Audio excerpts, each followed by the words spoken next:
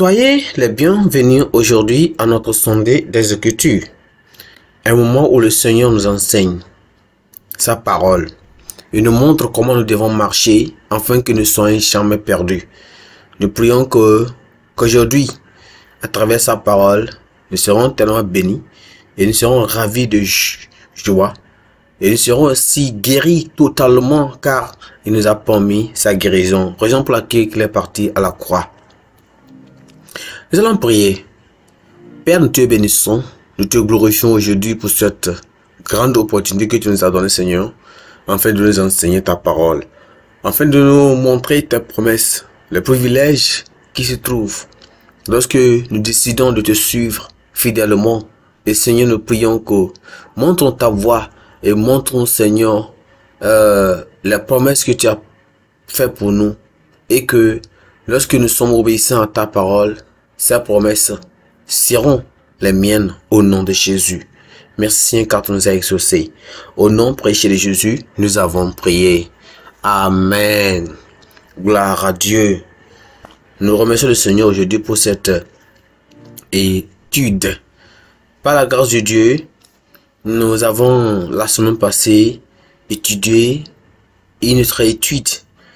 Et par la grâce de Dieu aujourd'hui, nous allons aussi apprendre une nouvelle étude qui va baser sur ce que nous appelons la guérison de Bartimée, l'homme aveugle. La guérison de Bartimée, l'homme aveugle. C'est une histoire qui a été dite dans la Bible. Et lorsque nous venons, on va voir cette histoire-là dans le livre de... Lisons dans le livre de Marc, chapitre 1, chapitre 10, à partir du verset 46. Marc, chapitre 10, à partir du verset 46. Ils arrivèrent à Jéricho et lorsque Jésus en sortit avec ses disciples, une assez grande foule, le fils de Timée, Bartimée, un mendiant aveugle, était assis au bord du chemin. Verset 47 dit, il a entendu que c'était Jésus de Nazareth et il se mit à crier, fils de David, Jésus, aie pitié de moi. Plusieurs le reprenaient pour le faire taire, mais il criait beaucoup plus fort, fils de David, aie pitié de moi. Jésus s'arrêta et dit, appelez-le. Et ils l'appelèrent l'aveugle, en lui disant, prends courage, lève-toi, il t'appelle. L'aveugle jeta son manteau et se leva d'un bond de 20 vers Jésus. Gloire à Dieu. Verset 51 dit, Jésus prenait la parole et lui dit, que veux-tu que je te fasse? Rabboni, lui répondit l'aveugle, et que je recouvre la vue, ce qu'il avait dit. Et Jésus lui dit, va, ta foi t'a sauvé. Aussitôt, il recouvra la vue et suivit Jésus dans le chemin. Dans le chemin. Gloire à Dieu. Notre verset clé ici, c'est le verset 47. C'est le verset 47. Disons le verset 47, vraiment important. Qui dit que...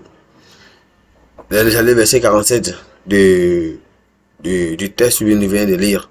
Il a entendu que c'était Jésus de Nazareth. Et il se mit à crier. Voici ce qu'il disait quand il criait. Il dit, fils de David, Jésus, aie pitié de moi.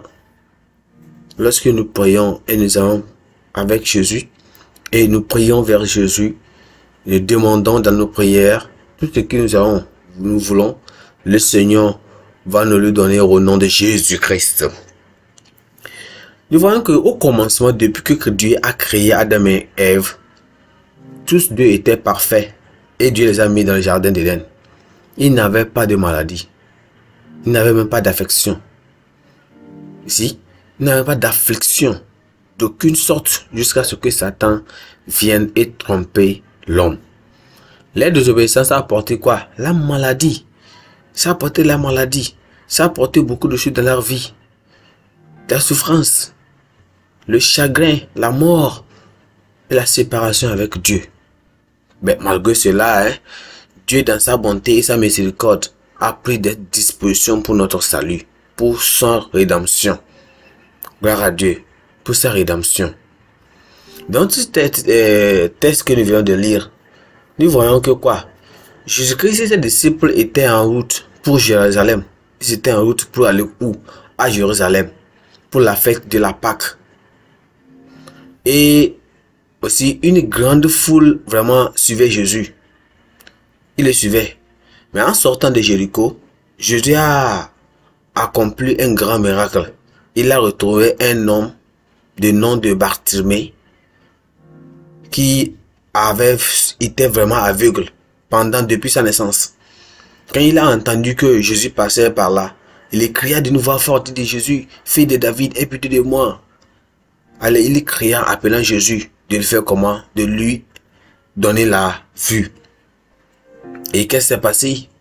Est-ce que Jésus est parti sans le faire? Non. Jésus n'a jamais fait ça. Il s'est retourné et il a guéri. Il a demandé: que veux que je te fasse? Et devenez-vous, quand il voulait quitter pour aller vers Jésus-Christ, les gens le primaient.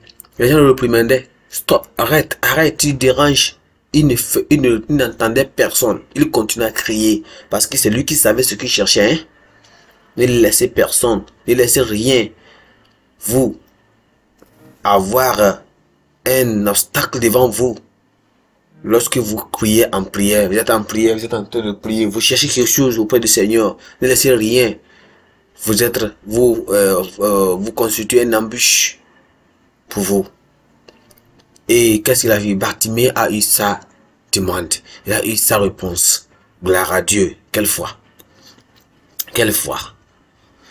Nous allons voir que ici, dans vraiment, c'est malgré le fait qu'il est né aveugle, il n'a pas jamais laissé cette situation l'empêcher de chercher de l'aide auprès de Jésus-Christ. Hein?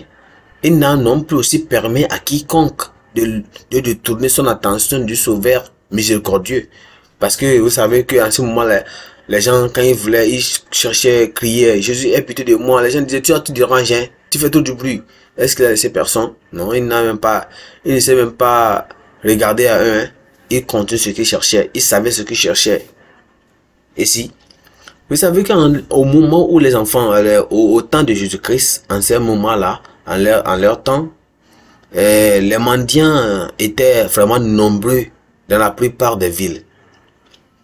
Donc, étant donné que la plupart des métiers vraiment exigeaient un effort physique, tous les métiers, plus des métiers qu'il faisait en ce moment-là, vraiment ça exigeait une force physique avant de pouvoir faire ces métiers et pouvoir trouver un pain quotidien. Donc, toute personne qui était aussi handicapée était fortement désavantagée et généralement obligée de mendier pour trouver un moyen de subsistance. Parce que la personne est handicapée. Comment peut-elle travailler, voir de quoi en manger? Donc, ces personnes-là étaient obligées de faire quoi? De mendier. Donc, il n'est pas donc étonnant que Dieu avait en ce moment-là, avait ordonné à son peuple de prendre soin de ces nécessités, de ces handicapés-là. Vous voyez, en ce moment-là, c'est de les donner.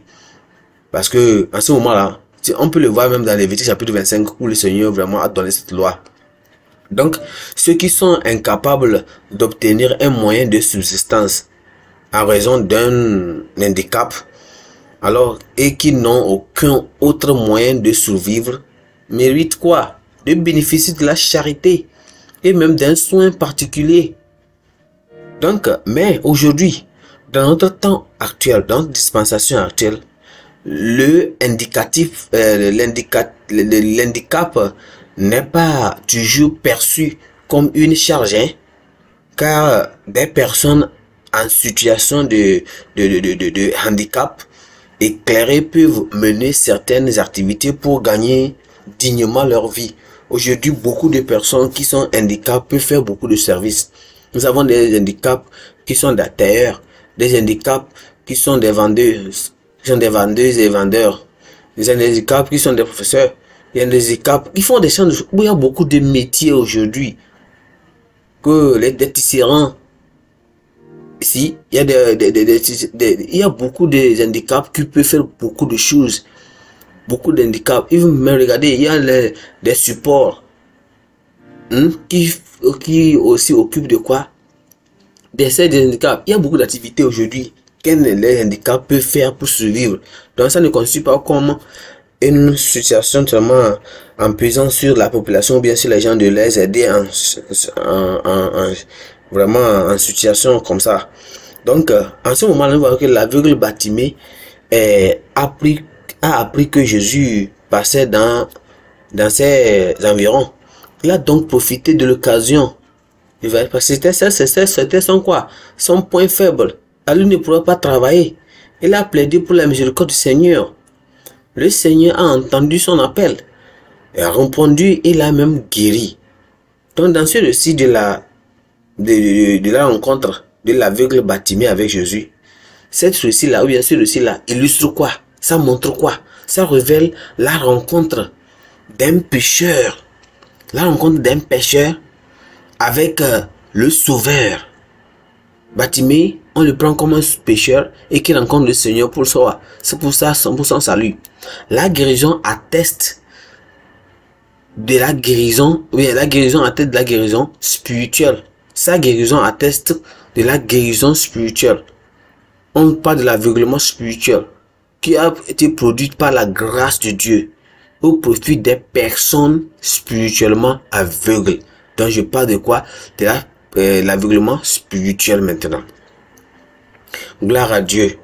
Sans plus tarder, nous allons voir dans cette étude 3 points. 3 points. Premier point, nous allons parler de quoi? De la pré-rencontre. La pré-rencontre du pécheur, bien du pécheur avec le Sauveur. Et deuxième point verra la réaction des pécheurs après leur rencontre avec le Sauveur. Qu'est-ce qu'il fera? Quelles seront leurs actions? Qu'est-ce qu'ils vont faire après qu'ils ont rencontré le Seigneur Jésus-Christ? Et troisièmement maintenant, le post-rencontre avec le Sauveur. Après qu'ils ont été sauvés, quelle vie doivent-ils amener, bien mener? Point numéro 1, la pré-rencontre du pécheur avec le Sauveur. Gloire à Dieu. Revenons un peu dans Marc chapitre 10. Marc chapitre 10. Lisons le verset 46. Verset 46 dit: Ils arrivèrent à Jéricho, et lorsque Jésus en sortit avec ses disciples, et une assez grande foule le suivit, et le fils de Timée, c'est-à-dire Bartimée, qui était mendiant aveugle, était assis au bord du chemin. Était assis au bord du chemin. Il était assis où? Au bord du chemin. Et c'est là, il mendiait là. Il mendiait. Il cherchait une aide. Comment devait-il faire pour pouvoir vivre? Il cherchait un moyen pour pouvoir au moins mener sa vie. Donc c'était ça qu'il faisait. C'était ça qu'il faisait. Gloire à Dieu. Alors revenons un peu dans notre texte, c'est-à-dire nous parlons de quoi?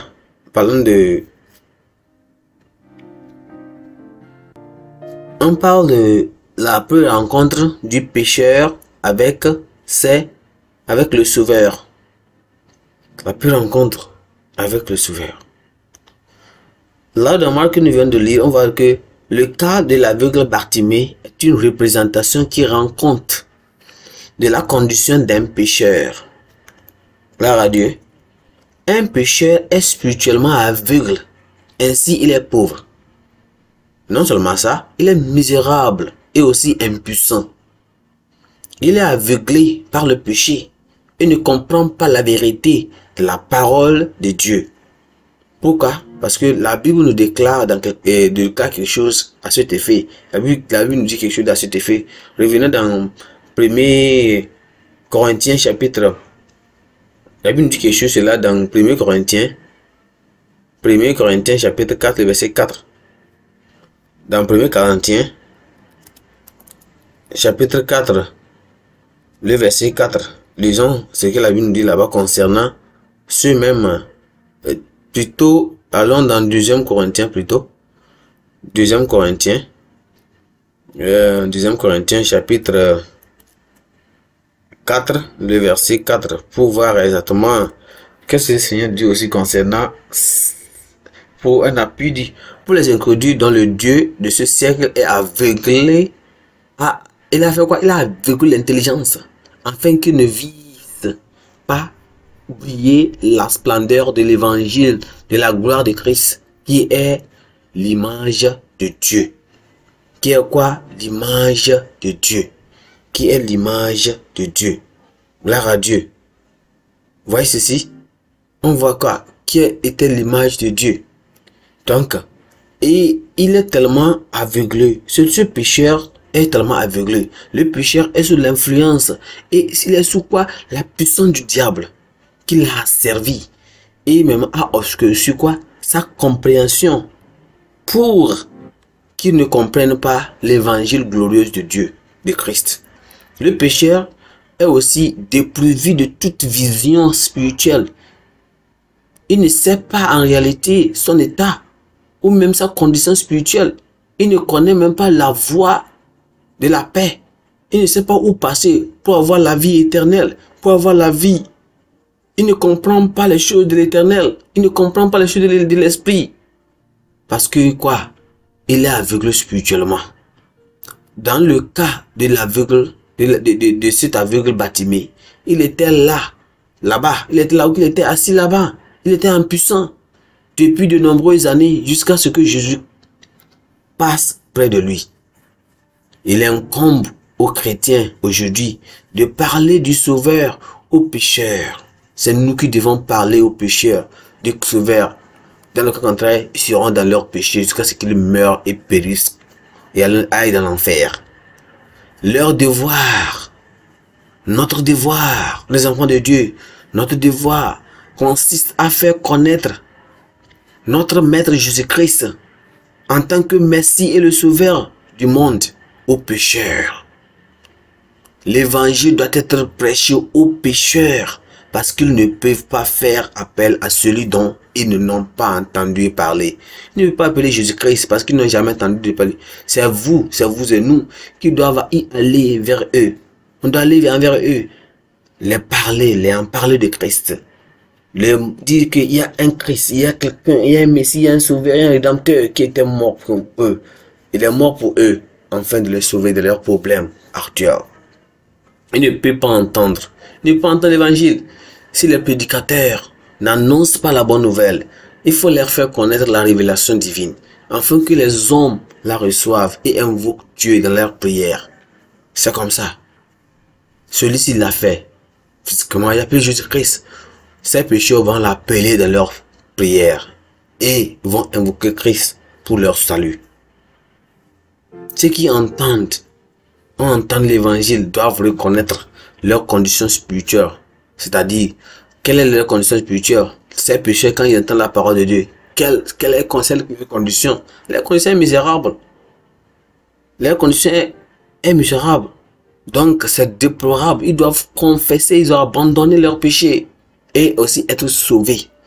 C'est là qu'ils seront tellement libérés, comme Bartimée l'a fait. Quand Bartimée l'a fait, il a eu le salut total. Il a eu son salut. Nous aussi, même chose nous devons faire, afin que ce salut nous reste et nous soit toujours avec notre obéissance et nous allons continuer à obéir à qui? À notre Seigneur Jésus-Christ. Et c'est là cela que nous serons vraiment que, oui, nous sommes vraiment enfants de Dieu. Et lorsque nous sommes enfants de Dieu, nous saurons de quoi faire afin que nul ne soit sous-oublié ou bien sous tension de quoi que ce soit. Gloire à Dieu. Allons-y rapidement au point numéro 2. Point numéro 2, c'est la réaction des pécheurs après leur rencontre avec le Sauveur. Quelle est la réaction Lorsqu'un pécheur rencontre le Seigneur, quelle doit être leur réaction? Qu'il doit-il faire? Oui, non, regardez, ils ont fait quelque chose. Bartimée a fait quelque chose qui nous montre que c'est la même chose que nous devons faire. Dans Marc chapitre 10, le verset 47. Marc chapitre 10, le verset 47. Il dit, et lui dit quoi? La Bible dit, il a entendu que c'était Jésus de Nazareth et il se mit à crier, fils de David, Jésus, aie pitié de moi. Il cria, il a crié.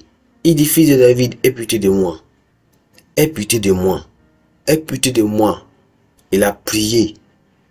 Il a fait quoi? Il a prié. Il a prié. Il dit, fils de David, aie pitié de moi. Aie pitié de moi. Sauve-moi. Bartimée était déterminé à attirer l'attention de Jésus. Après avoir, et souvenez-vous qu'on dit quoi? Une grande multitude le suivait. Mais, il ne s'est pas laissé décourager. Hein? Après avoir pris qu'il passait dans un avion, il criait une voix forte. Il dit, fils de David. Regardez le titre qu'il a donné à Christ. Il a lancé un cri d'alarme. Il dit, qu'est-ce que Christ a fait? Christ s'arrêta et dit, appelez-le-moi. La foule qui l'entourait et qui l'avait même d'abord découragé lui notifiait désormais l'appel. Cette foule qui disait, tais-toi, tu déranges. Quand Christ s'est retourné et dit, appelez-le-moi. Cette même foule qui disait, tais-toi là, c'est la même foule là qui a dit, oh, il t'appelle. Gloire à Dieu. Les anges vont nous donner nos réponses lorsque nous appelons au nom de Jésus. Il dit, prends gracieux de Christ. Ils l'ont encouragé. Courage, lève-toi, il t'appelle. Regardez cela. C'est eux-mêmes. Hein? La grande invitation de Christ adresse à chaque pécheur pour qu'il vienne à lui constitue un énorme encouragement et une grande expérience. Que les coupables, les misérables et ceux qui traversent même les tentations soient réconfortés car Christ les appelle à recevoir le pardon. Il a déclaré dans Matthieu chapitre 11 verset 28, Christ a dit ça là-bas, et vous savez la Bible a dit cela dans Matthieu chapitre 11 verset 28, venez à moi, vous tous qui êtes fatigués et chargés, et je vous donnerai du repos. Il a dit cela. Donc en venant à Christ pour obtenir l'aide, est-ce que vous venez à Christ pour retrouver le salut? Même ça peut être de l'aide, ça peut être la guérison, ça peut être d'autres bénédictions. Et tant qu'enfant de Dieu, nous devons le considérer comme le Messie promis et le garant de la miséricorde et même de la grâce. Nous devons répondre rapidement à l'invitation de Christ, afin de profiter des bénédictions du royaume. Il appelle les coupables, il appelle les personnes qui font face aux tentations, les affamés et même les dénudés à être réconfortés parce qu'il pardonnera, parce qu'il va les pardonner, il va les secourir, il va les rassasier, il va les revêtir, il va en pouvoir leurs besoins. Souvenez-vous, l'aveugle Bartimée, en entendant l'appel, quand il a entendu l'appel de Christ, il n'a pas hésité à se rendre auprès de Seigneur Jésus-Christ. Regardez-vous ce qu'il a dit dans Marc chapitre 10, le verset 50. La Bible nous a dit quelque chose là-bas. Il a dit l'aveugle jeta son manteau. Il jeta son manteau. Toi, je ne veux pas aller, je vais aller vers Christ. Ne sois pas un blocus pour moi, ne sois pas un empêchement pour moi, ne sois pas quelqu'un qui va me ralentir. Là, il jette son manteau là. Et il se leva d'un bond. Vint vers Christ, vint vers Jésus. Il a abandonné tout ce qui pouvait, d'une ou manière quelconque, l'entraver, l'empêcher, ou même le retarder d'aller à la rencontre de Christ. Une personne qui veut vraiment venir à Jésus doit se débarrasser du manteau de la suffisance et même de la séduction de soi. Ce manteau de Bartimée représente aujourd'hui pour toi une insuffisance, une blocus, une séduction de soi, un orgueil. Il faut se décharger de tout ce fardeau et même du péché qui enveloppe, qui t'enveloppe pour aller vers le Seigneur. Mes frères et sœurs, c'est tellement important. Qu'est-ce que devons-nous faire pour aller vers Christ? Pour que nous sachions que Christ veut que nous venions vers lui. Et lorsque nous venons vers lui, la grande bénédiction sera pour nous au nom de Jésus. Gloire à Dieu. Donc, la Bible dit quelque chose aussi. Lorsque nous regardons dans ce passage, nous voyons aussi quelque chose de tellement important dans la relation, de la réaction des pécheurs après leur rencontre avec le Sauveur. Qu'est-ce que nous voyons en ce qui concerne cette même réaction qui s'est passée avec Christ ici? On va considérer certaines choses là-bas. On va premièrement que ce texte regorge des leçons essentielles attirées par tout pécheur qui vient à Christ pour le salut, ainsi que pour un chrétien qui veut vraiment recevoir du Seigneur Jésus. Premièrement, il doit montrer d'opportunité et de ferveur. Qu'est-ce que cela veut dire? Il a crié ici. Il a dit, il cria plus fort, fils David, aie pitié de moi. Il s'est montré d'opportunité. Il a trouvé l'opportunité. Et il cherche quoi? La ferveur. La ferveur. Il a prié. Il a crié d'une voix forte. Deuxièmement, on voit quoi? Il faut exprimer et manifester la foi dans le pouvoir de Jésus qui peut sauver parfaitement. Et foi en Jésus-Christ, c'est seulement qui peut vous sauver. Troisièmement, la foi et la prière fervente attirent quoi? La compassion du Seigneur, du Sauveur. La foi, la prière fervente. Qu'est-ce que tu cherches en Dieu? Qu'est-ce que tu cherches? Prie. Prie fermement, intercède, assiste et insiste sur ça. Tout ce que tu cherches viendra. Gloire à Dieu. Christ ne va jamais te passer. Il va t'écouter. Il va exaucer ta prière. C'est en cela tu seras seulement ravi. Parce que la bénédiction sera pour toi au nom de Jésus-Christ. Gloire à Dieu. Que nous fassons comme Bartimée a fait. Il faut saisir n'importe quelle opportunité qui t'est donnée aujourd'hui. Tu vas à l'église, tu entends la parole de Dieu, on te prêche. La parole de Dieu que tu en as entendue, ça te touche. Ne dis pas, ah, ce pasteur-là, il entend de parler de moi. Ce pasteur-là, je sais que c'est ce gars-là, hein. Je sais que c'est cette femme-là, je sais que c'est mon mari, je sais que c'est ma femme-là. C'est elle qui a parti me remporter ou bien me dit cela à ce pasteur. Regardez comment il parle et il me pointe le doigt. Non, c'est l'Esprit de Dieu qui te parle. Il veut que tu te repentes. Au lieu de s'attaquer aux autres personnes, reçois l'opportunité. Ça la retraite, c'est une croisade, c'est un programme quelque part. Tu vas, on te prêche la parole de Dieu, tu es touché, repens-toi, il vaut mieux. Saisir l'opportunité et prie fermement et aie foi et le Seigneur va te le donner au nom de Jésus. Allons au point numéro 3. La post-rencontre avec le Sauveur. La post-rencontre avec le Sauveur. La post-rencontre avec le Sauveur. Gloire à Dieu. Lisons Marc chapitre 10, le verset 52. Verset 52 dit ceci. Il dit, et Jésus lui dit, va, ta foi t'a sauvé. Aussitôt il recouvra la vue et suivit Jésus dans le chemin. Vous voyez ceci? Aussitôt il recouvra la vue et suivit Jésus dans le chemin. Qu'est-ce que cela nous dit ici? Qu'est-ce que cela nous montre? Que nous devons faire de même. Nous devons faire de même. Nous devons faire de même. Afin que la bénédiction de Dieu, ce que Christ nous a donné, sera pour nous au nom de Jésus. Revenons dans Jean chapitre 8, le verset 12. Jésus leur parla de nouveau et il dit, je suis la lumière du monde. Celui qui me suit ne marchera pas dans les ténèbres, mais il aura la lumière de la vie. Gloire à Dieu. Le rencontre avec le Sauveur, quand il a fini de marcher avec Christ, quand il a fini d'avoir sa délivrance, est-ce qu'il reste là-bas? Non. La Bible dit qu'il a suivi Jésus. Il suivait Jésus. Il a rencontré Jésus pour ce qu'il cherchait. Il ne s'est pas tué. Et il a continué à suivre Jésus-Christ. Il a continué à suivre Jésus-Christ. Il ne s'est pas tué là. Il allait avec Christ. Il a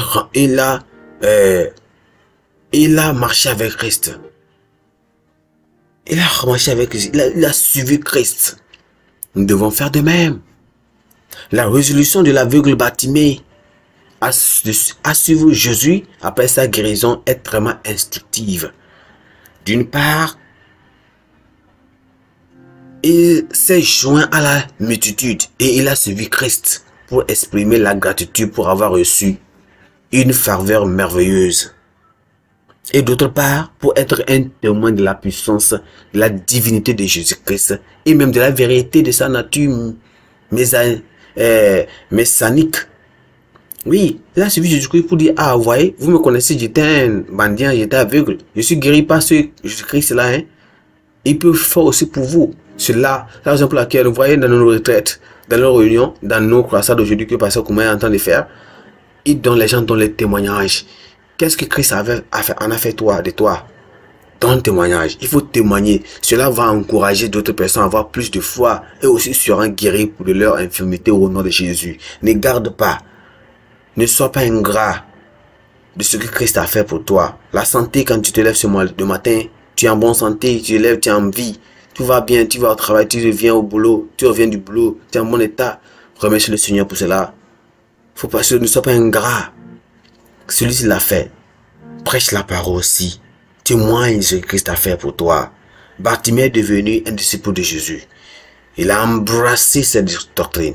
Il a cru en Jésus comme le Messie. Et même s'est soumis à ses ordonnances. Nous devons agir ainsi. Nous devons agir ainsi pour exprimer notre gratitude. Pour exprimer notre salut. La miséricorde est efficace lorsqu'elle produit dans notre cœur la gloire et la louange à Dieu et nous pousse à suivre le Seigneur Jésus. Il ne suffit pas de venir à Christ pour recevoir la guérison spirituelle. Les gens viennent seulement pour avoir leur guérison. Moi, je suis malade. Je me souviens quand une femme que j'avais prêché d'aller prendre Jésus-Christ et lorsqu'elle est devenue, elle a commencé à l'église. Chaque moment quand elle vient à l'église, elle prend la Bible, elle met ça dans une pagne, bien dans un pagne et la couvre. Un jour, je l'ai rencontré, je dis, pourquoi tu fais cela? Elle dit, je ne veux pas que je ne veux pas que ma camarade qui est ici là voie que je vais à l'église. Parce qu'elle va se moquer de moi. J'ai dit, ah, le noir, n'aie pas honte de suivre Christ. N'aie pas honte de suivre Christ. N'aie pas honte. Bartimée n'a pas fait ça. Elle a fait ça ouvertement et tout le monde le voyait. Il ne suffit pas de devenir Christ, de devenir seulement. Moi, elle dit, oh, moi, c'est à un moment donné, la même femme, elle était malade, vraiment malade. Elle dit, moi, je m'en fous, ce que je veux faire pour trouver la guérison, je vais le faire. Elle vient seulement pour avoir la guérison. Si elle voit la guérison, c'est fini, hein. L'église, sans salut, elle s'en fout. Non. Faut pas aller seulement à l'église parce que vous cherchez quelque chose. Faut aller auprès du pasteur, écouter le message. Non pas pour changer, c'est parce que vous avez besoin de quelque chose. Et lorsque vous implorez le Seigneur dans vos souffrances, et lorsque le Seigneur répond à vos soucis, c'est fini, hein. Pour aller à l'église encore, c'est une autre chose. Pour chercher au dehors. Quand vous avez des problèmes, vous vous souvenez de l'église. Mais quand vous êtes rassasié, tout est bien off. Vous oubliez Dieu. Ça, c'est pas bien. C'est pas bien. Mais lorsque nous sommes guéris, nous devons aussi continuer à suivre Christ et recevoir cette instruction. En tant que bénéficiaire de la miséricorde de Dieu, les chrétiens devaient être attachés au Sauveur et le suivre. Ayant été éclairés par Christ, les chrétiens doivent le suivre en tant que leur dirigeant et leur commandant. Il est aussi le chef de leur salut. Il est aussi le berger du troupeau, le guide. Il est aussi le précurseur et aussi la lumière du monde. Nous devons suivre Jésus-Christ qui apporte la sécurité il apporte l'honneur, il apporte le plaisir, il apporte le confort, il apporte les bénédictions dans la vie présente que nous vivons aujourd'hui dans cette terre, sur cette terre et aussi au futur dans le ciel, n'importe où même. Nous devons suivre Jésus-Christ jusqu'au bout. Afin que je puisse conclure vraiment cette étude, je vais dire quelque chose que, en conclusion, je dirais que la virgule Bartimée nous donne certaines leçons vraiment à suivre. Et quelles sont ces leçons? Première leçon, il nous dit que quoi? Il nous amène à entendre que les hommes sont aveuglés par le péché. Ils sont aveuglés par la nature. Ils sont aveuglés. Les hommes, ils ne connaissent même pas la vérité parce qu'ils sont aveugles. Deuxièmement, il est sage. Bartimée est sage. Parce que quoi? Dans son état d'aveuglement, de faire l'appel à Jésus, vraiment, il sait que il doit faire l'appel à Jésus-Christ, qui est la source de la lumière. Et troisièmement, lorsque les gens nous rejettent ou se moquent de nous, cette situation ne doit pas nous empêcher. Elle ne doit pas nous empêcher de faire l'appel au Seigneur. On ne doit pas. Quatrièmement, le cri persistant de ceux qui cherchent le Sauveur de la bonne manière ne sera pas en vain. Il nous dit que ceux qui cherchent vraiment le Seigneur en bon cœur, non quoi que ce soit, ne sera jamais en vain. Vous qui pleurez, gémissez dans votre prière et vous cherchez quelque chose du Seigneur, le Seigneur vous dit de vous assurer que vous l'aurez au nom de Jésus. Les pécheurs doivent venir à Jésus et se jeter à ses pieds. Rejeter tout ce qui fait obstacle à leur progrès. Vous êtes en train de prier, vous cherchez la foi dans la prière, c'est votre téléphone qui vous mettez à côté et ce téléphone est en train de faire du bruit, vous arrêtez de prier et vous écoutez la prière, c'est la télévision, c'est le bruit, c'est quoi que ce soit autour de vous, fermez-vous, ôtez ces perturbations-là et priez sincèrement, le Seigneur vous écoutera au nom de Jésus. La foi aussi est le seul moyen par lequel nous pouvons recevoir la miséricorde. La foi est le seul moyen que nous pouvons recevoir la miséricorde. Et il faut en Christ. Et quand vous demandez, ne doutez pas. Ceux qui ainsi, Saint-Thierry dit, ceux qui sont ainsi restaurés à la lumière doivent aussi suivre Jésus-Christ. Lorsque vous serez sauvés, vous êtes en train de chercher un boulot, vous êtes en train de chercher le mariage, vous cherchez la volonté de Dieu dans le mariage, vous cherchez un enfant, vous cherchez n'importe quoi. Lorsque vous trouvez cela, vous êtes malade et vous cherchez la guérison. Lorsque vous priez, vous gémissez, vous jeûnez et vous trouvez la solution à votre problème. N'abandonnez pas Christ. N'oubliez pas ce que Christ a fait dans votre vie. N'abandonnez pas. N'oubliez pas. Continuez. Bartimée l'a fait. Quand il a eu cela, il a dit, maintenant j'ai les yeux ouverts. Je peux maintenant faire ce que j'allais faire. Non. Il a suivi Jésus-Christ pour témoigner de ce que Christ a fait dans sa vie.